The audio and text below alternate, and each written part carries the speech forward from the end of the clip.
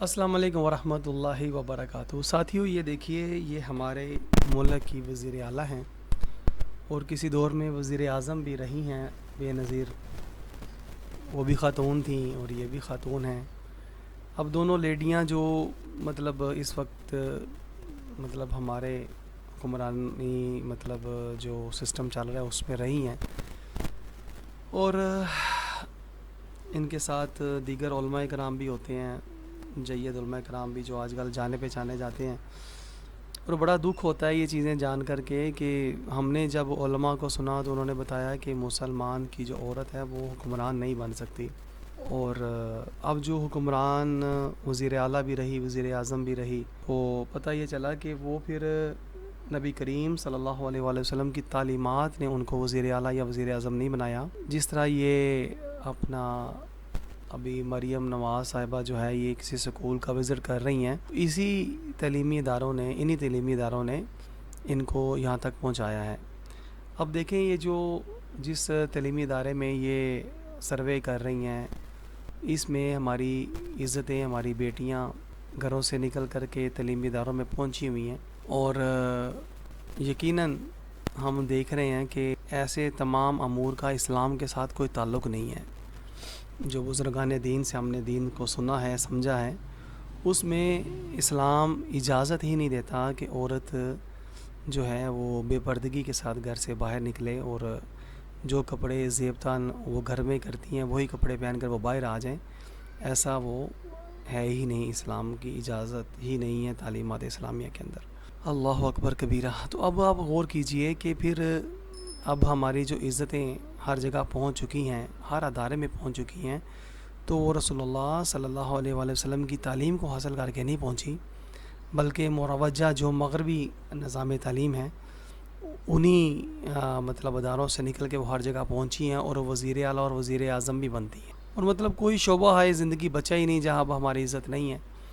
مگر ہم آقائے دو جہاں صلی اللہ علیہ وآلہ وسلم کی جب تعلیمات کو دیکھتے ہیں تو وہاں پر تو پردے اور چار دیواری کا حکم ملتا ہے۔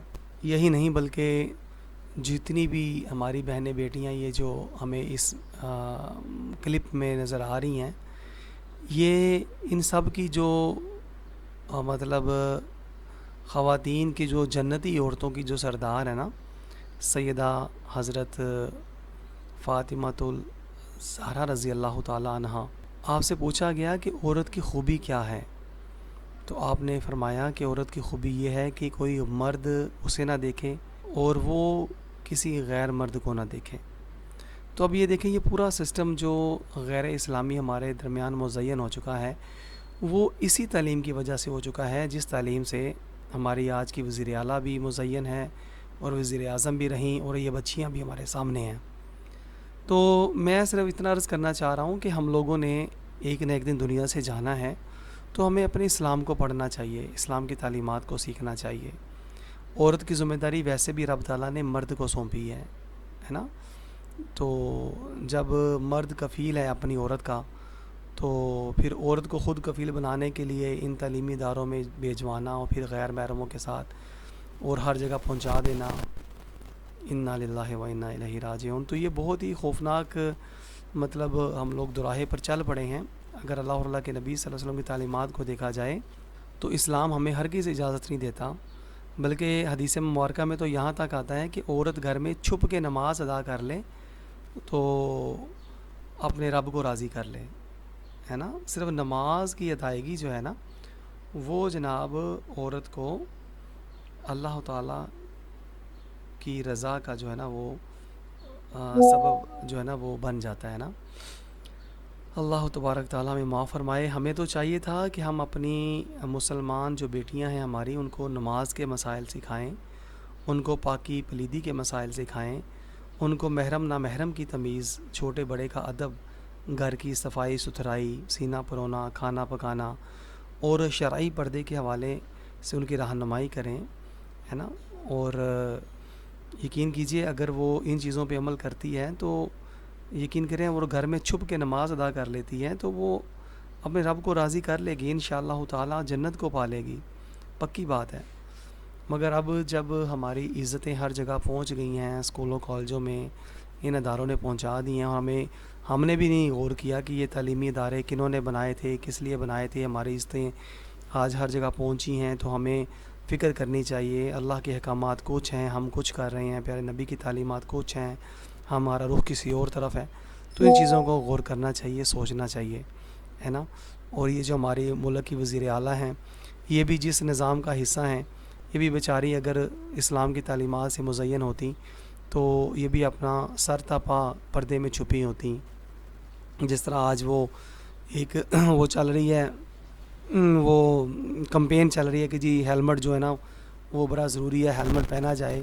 ہیلمٹ نہیں پہنا جائے گا تو وہ کیا ہوگا جی، اپنا جانی نقصان ہو جائے گا، جان جا سکتی ہے۔ ہیلمٹ بڑا ضروری ہے، 2,000 روپے کا چلان ہو رہا ہے نا۔ تو غور کیجئے کہ جب ہیلمٹ نہ پہننے سے جان جاتی ہے تو پھر عورتوں کو بھی ٹوپی والا برقع پہنانا چاہیے، کیونکہ عورت کی عزت اگر چلی جاتی ہے تو وہ تو پھر جان سے بھی زیادہ قیمتی ہے نا۔ تو عورتیں ہماری، بچیاں ہماری بے پرد ہیں، ہر طرف پہنچ چکی ہیں، بے حیائی، بے غیرتی، فحاشی اور یعنی فلمیں، گانے، ڈرامے، ہر طرف پتہ نہیں ایک بھرمار ہو چکی ہے نا۔ تو اس طرف ہماری توجہ نہیں ہے، اسلام کی طرف، ہے نا۔ لیکن ہم لوگ ہیں مسلمان، اسلام کا نعرہ نہیں ہم نے چھوڑا، ہے نا۔ تو وہ مطلب جو اگر ہیلمٹ جان بچاتا ہے تو عورت کا برقع، ٹوپی والا برقع، وہ اس کی عزت کو بچاتا ہے۔ اب وہ بھی تو فرض ہونا چاہیے۔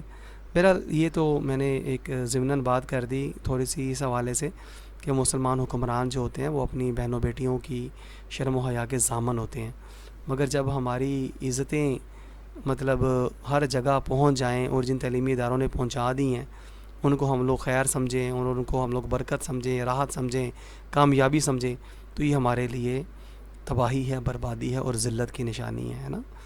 اللہ تبارک تعالیٰ ہمیں سمجھنے کی توفیق عطا فرمائے، آمین یا رب العالمین۔